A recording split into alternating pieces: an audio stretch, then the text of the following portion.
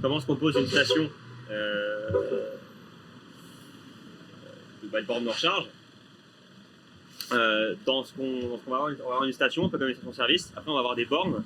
Et une borne peut avoir plusieurs, ce qu'on appelle EVSE. Et donc, c'est un Electric Vehicle Supply Equipment. Alors, pour faire le plus simple, c'est un EVSE et il y a une place de parking, généralement. On a le contre-exemple juste à côté, je pourrais montrer. Et on peut avoir plusieurs connecteurs par EVSE.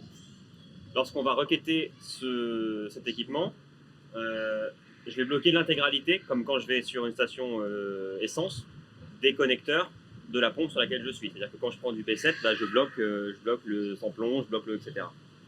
C'est le même principe ici sur l'électrique, sauf que les connecteurs vont simplement différer dans la puissance de charge qu'ils vont transmettre à la voiture. Ensuite, pour les vitesses de charge sur les véhicules, il y a plusieurs paramètres qu'on prend en compte. Il y a la puissance de la borne, il y a le type de courant, alternatif continu, et ensuite ce que la voiture et le câble de la voiture. Si je prends l'exemple de la Tesla par exemple, en courant continu, peut charger jusqu'à 120 kW de puissance, et sur du courant alternatif, va être capé à 11 et quelques. Donc même si je la branche sur une borne à 22, elle va prendre 11. Donc elle va charger à la vitesse de 11.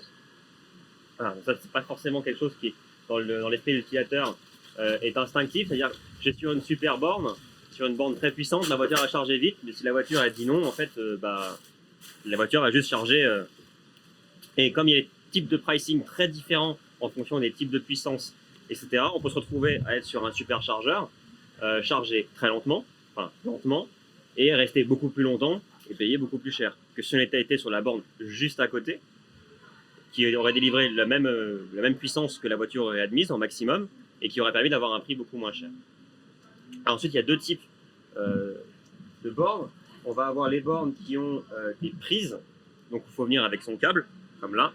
Et on va avoir les bornes, on va avoir juste après, qui sont un peu plus grosses et qui ont des câbles attachés.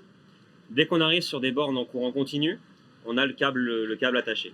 Parce qu'on a une puissance, un ampérage qui est tel, le câble a besoin d'être beaucoup plus gros que ce qu'on peut avoir sur un câble dans sa voiture. Surtout quand on monte sur des puissances à des superchargeurs à 120, 130, 350 sur certains. On a des câbles qui sont énormes comme ça. C'est même lourd à porter sur les chargeurs Ionity ou les chargeurs Total haute puissance. Et donc ça pareil, il faut savoir, parce que si j'ai pas de câble, il faut que je trouve forcément une borne qui a un câble attaché, et ce genre de choses. Donc, dans la recherche d'un point de charge, quand on est dans une voiture, il y a plein de paramètres à prendre en compte qui peuvent être compliqués sur la charge mentale. Et quand on a une application qui s'en occupe pour soi, bah, c'est quand même mieux.